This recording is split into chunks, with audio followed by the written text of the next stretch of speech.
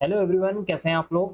तो आज की इस वीडियो में मैं आपके साथ जस्ट डायल के चार्ट और जस्ट डायल का जो क्वार्टर फोर का रिजल्ट है उसे डिस्कस करने जा रहा हूं। आपको बताना चाहूँगा कि आज के दिन यानी कि 17 अप्रैल के दिन कंपनी ने अपना क्वार्टर फोर का रिजल्ट जो अनाउंस कर दिया है और क्वार्टर फोर का जो रिजल्ट है वो काफ़ी बढ़िया आया हुआ है। तो चलिए वीडियो को स्टार्ट करते हैं। अभी आपके सामने यहाँ पर जस्ट डायल का जो चार्ट ओपन हुआ है, यहाँ पर आप देख सकते हैं, और ये एक डे का चार्ट यहाँ पर मैंने ओपन किया हुआ है। और ये जो आपको जो कैंडल दिखाई दे रही है, यह 16 अप्रैल की रेड कैंडल जो आपको दिखाई दे रही है 16 अप्रैल की जो है ये कैंडल है। और जब कभी भी इससे पहले अगर आपने मेरी वीडियो देखी होगी तो आपको मैंने हमेशा ये बोला है कि जब कभी भी क्या होता है कि ओपनिंग प्राइस जो है क्या हो जाता है, ग्रेटर देन हो जाता है क्लोजिंग प्राइस के, तो क्या होती है, एक रेड कैंडल बनती है जो कि एक बेयरिश का साइन होता है। यहाँ पर आपको जो ये रेड कलर के जो हॉरिजॉन्टल लाइंस और ये ग्रीन कलर की जो हॉरिजॉन्टल लाइंस दिखाई दे रही है, ये है सपोर्ट एंड रेजिस्टेंस। ये जो रेड कलर की जो लाइन दिखाई दे रही है आपको, ये है रेजिस्टेंस। और जो ये ग्रीन कलर की जो लाइनें नज़र आ रही है, ये है सपोर्ट। यहाँ पर मैंने टाइम को सेव करने के लिए पहले से ही मैंने यहाँ पर जो सपोर्ट और रेजिस्टेंस है वो मार्क करके रखे हुए हैं। यहाँ पर जो ये रेड कैंडल बनी हुई है, इसका जो ओपनिंग प्राइस है 16 अप्रैल का, जो ओपनिंग प्राइस है 897.15, और हायर प्राइस है 914। लो लगा है इस स्टॉक में 882 रुपये का, और क्लोजिंग हुई है 891 रुपये 10 पैसे में। यहाँ पर इस स्टॉक के अंदर क्लोजिंग हुई है 16 अप्रैल को। अब बात करते हैं 18 अप्रैल, यानी कि कल के दिन में स्टॉक के अंदर क्या हो सकता है। देखिए, पहले तो मैंने आपको बताया कि इसका जो रिजल्ट है वो काफ़ी बढ़िया आया हुआ है। और अगर किसी भी तरह की कोई बैड न्यूज इजराइल और ईरान के युद्ध के रिगार्डिंग नहीं आती है, कोई भी जो है ग्लोबल बैड न्यूज नहीं आती है, तो इस स्टॉक के अंदर आपको 18 अप्रैल के दिन आप इस स्टॉक के अंदर आपको तेजी देखने को मिल सकती है।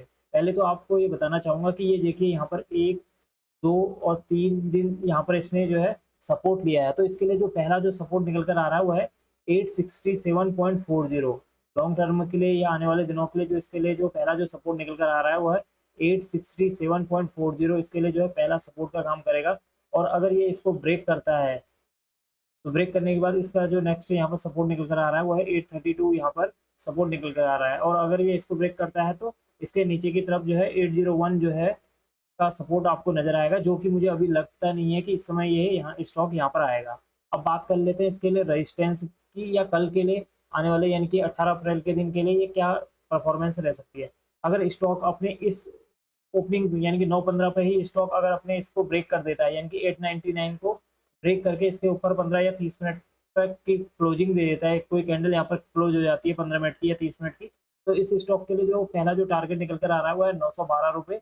दूसरा जो टारगेट निकल कर आ रहा है 925 रुपये, इसके लिए जो है दूसरे टारगेट यहाँ पर डे के लिए यानी कि 18 अप्रैल के लिए मुझे नजर आ रहे हैं। और इससे ऊपर भी ये स्टॉक जा सकता है, करीब जो है 940 950 तक इस स्टॉक के अंदर आपको मूवमेंट देख सकती है। लेकिन वो मूवमेंट हो सकता है आपको 18 अप्रैल को दिखाई दे, हो सकता है आने वाले वीक में दिखाई दे।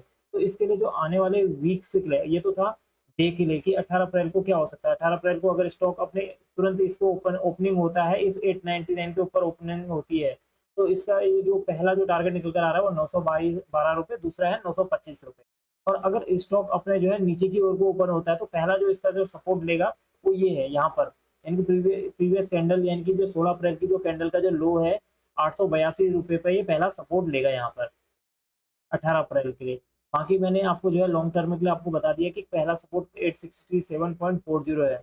अब बात करते हैं लंबे टाइम के लिए यानी कि लॉन्ग टर्म के लिए या आने वाले कुछ वीक्स के लिए, स्विंग ट्रेड के हिसाब से ये स्टॉक से कहाँ तक जा सकता है। अगर इसने 925 के ऊपर अगर क्लोजिंग दे दी, इसको ब्रेक कर दिया, ब्रेक करने के बाद यहाँ पर डे में कोई ग्रीन कैंडल बनती है, तो इसके लिए जो टारगेट है 950 975 और 1000 तक के टारगेट आपको आने वाले वीक्स में देखने को मिलेंगे। यहाँ पर आपको बताना चाहूंगा कि अगर ये स्टॉक अपने 1040 को ब्रेक करके इसके ऊपर निकल जाता है, इसके 1040 को ब्रेक करता है, और 1040 के ऊपर ब्रेक करने के बाद इसकी जो कैंडल की जो क्लोजिंग होती है इस 1040 के ऊपर होती है, तो आपको इस स्टॉक के अंदर आने वाले दिनों में एक बड़ी तेजी देखने को मिल सकती है।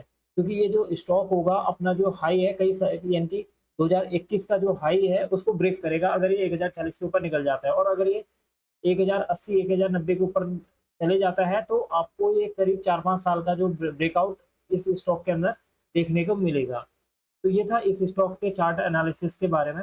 अब मैं आपको ले चलता हूँ क्वार्टर फोर के रिजल्ट जो कंपनी ने अनाउंस किया है उसमें क्या कंपनी की परफॉर्मेंस रही है। तो चलिए अब देखते हैं क्वार्टर फोर का रिजल्ट। अब आपके सामने है जस्ट डायल कंपनी के क्वार्टर फोर का रिजल्ट। यहाँ पर आप देख सकते हैं 31 मार्च 2024 तक का जो यहाँ पर रिजल्ट है, यहाँ पर क्वार्टर 4 का जो परफॉर्मेंस है वो कंपनी ने यहाँ पर शो की है। और ये जो डॉक्यूमेंट है मैंने एनएससी की वेबसाइट से ही डाउनलोड किया हुआ है। यहाँ पर आप देख सकते हैं ऑपरेटिंग रिवेन्यू, यानी कि क्वार्टर 4 में जो कंपनी का क्वार्टर 4 के जो रिजल्ट में कंपनी का जो ऑपरेटिंग रिवेन्यू है वो है 2703 करोड़ रुपए यहाँ पर आपको दिखाई दे रहा है। जबकि जो FY23 के क्वार्टर 4 में जो है इसका जो ऑपरेटिंग रिवेन्यू था 2325 रुपये है। और यहाँ आप देख सकते हैं कि क्वार्टर 4 यानी कि 2024 के क्वार्टर 4 में जो ऑपरेटिंग रिवेन्यू है वो बढ़कर आया हुआ है।